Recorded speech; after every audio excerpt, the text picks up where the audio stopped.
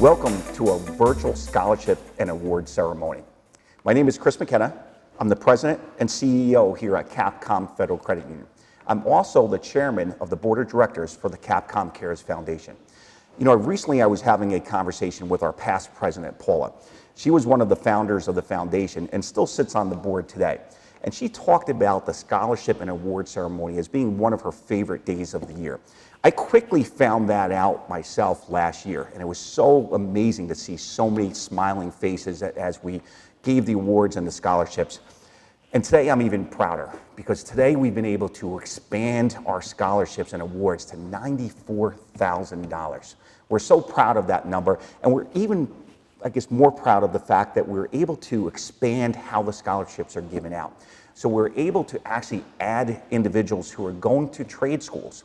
And we're also able to add scholarships for those who are continuing their career. They may have taken a little bit of time off between high school and college, and now they're going back to really try to obtain their undergrad degrees. So the Capcom Cares Foundation was founded in 2003. And since that time, we've been able to give out $4.2 million to local organizations and individuals living and working in the capital region. So much of that money that we've been giving out has come from support from a group of individuals that I want to take a second to say thank you for.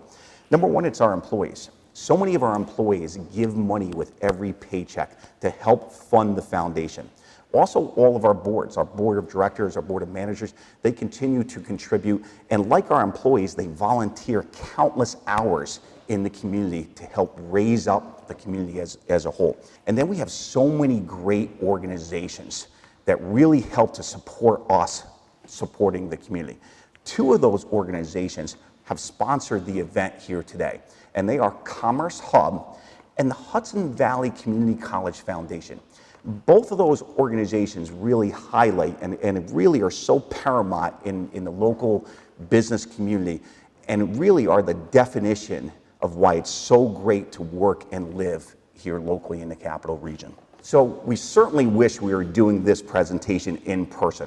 And it's kind of ironic that I'm talking to you and filming this in an empty room in our headquarters. Because just January, we had a staff meeting. And in this staff meeting, we talked to roughly 400 of our employees, and we talked about the need to adapt. And it was kind of an ironic thought, because, you know, why adapt? Why change? We've been a great credit union for so many years, and a lot of employees kind of looked at me with a funny look when I said, we need to be constantly adapting. So what I did was I explained to them a quote that I had gotten from a gentleman called Edward Filene. And I'm paraphrasing a little bit on this quote, but basically, Edward Filene defined progress as the constant replacing of the best there is with something still better. So we spent a lot of time talking about companies. So many of those companies were dominant. A lot of those companies had 80–90% market share in the businesses that they were in. But yet when push came to shove, they failed to make the turn. So when the environment changed, they weren't prepared to change with the environment. We usually show a illustration of this with a curvy mountain road. And the quote is specific. The quote says, "The bend is not the end unless you fail to make the turn." And so many of these great companies that were dominating their market space failed to make that turn when it became necessary to do so. They didn't adapt. What did they do? They crashed or crashed through the guardrail, you know, and went into bankruptcy, or in most cases, the company had to be shut down.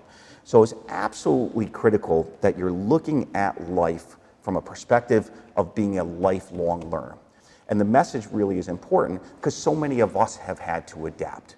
We had to change the way we do business. So at Capcom, one day we were all working on site, and the next day 75% of our staff were working remotely. But yet we still had to service our member the same way we did before. So many of you have been forced to adapt. You may have lost your prom, your graduation, your recital, your sports year, right? Things that you were really looking forward to, and you had to change, and you weren't able to go through it. So I know in my neighborhood, we've done a whole bunch of things where we're driving around and doing, you know, honking horns and doing graduation celebrations, you know, from our car, right? So many of you have been in college, and you were in class one day, and the next day you were told, go home, you know, pack up your dorm and, you know, call your parents or call somebody to come get you, and you had to go home, and you had to really adapt to remote learning. Others that are educators that are watching this video, you had to do the same thing. You're used to and prepared to talk to a live classroom, and overnight you had to try to adapt to teaching online. So many of us have had to adapt. And if you get anything out of what I'm saying today, I guess that's the message I'm trying to get across, is always be a lifelong learner. Focus on learning all the time and adapting all the time. It really is the key to long-term success. So let's talk a little bit about today. Congratulations, we had well over 400 entries for these scholarships. So you should be very, very proud. I know I speak for the entire board and all of those that give to us on a regular basis when I can turn around and say congratulations to all of you.